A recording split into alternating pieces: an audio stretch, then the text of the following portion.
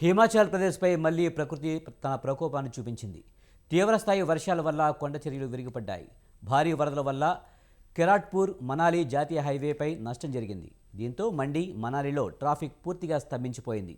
2 రోజులుగా కురుస్తున్న వర్షాల వల్ల బియాస్ నది ఉప్పొంగుతోంది. దాని ఉపనదులు కూడా ఉధృతంగా ప్రవహిస్తున్నాయి.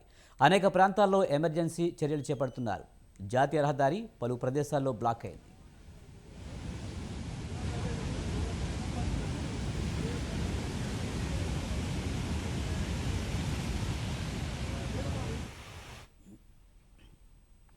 మనాలి సమీపంలో ఉన్న బిందు తగ్ వద్ద బియాస్ నది వరద నీటికి జాతీయ హైవే కొట్టుకుపోయింది.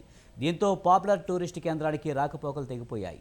మనాలిలో నది సమీపంలో ఉన్న ఓ హోటల్లో ఆ వరదలో కొట్టుకుపోయింది. మండి కుల్లు ప్రాంతాల్లో డేంజర్ మార్క్ దాటి నది ప్రవహిస్తుంది. లోతట్టు ప్రాంతాల్లో జీవిస్తున్న వారి పరిస్థితి ఆందోళనకరంగా ఉంది. బహంగ్ ఆలుగ్రౌడ్ ప్రాంతాల నుంచి జనాలను తరలిస్తున్నారు. మరో 24 గంటల పాటు నది సమీపానికి వెళ్లవద్దని టూరిస్టులకు అధికారులు వార్నింగ్ ఇచ్చారు.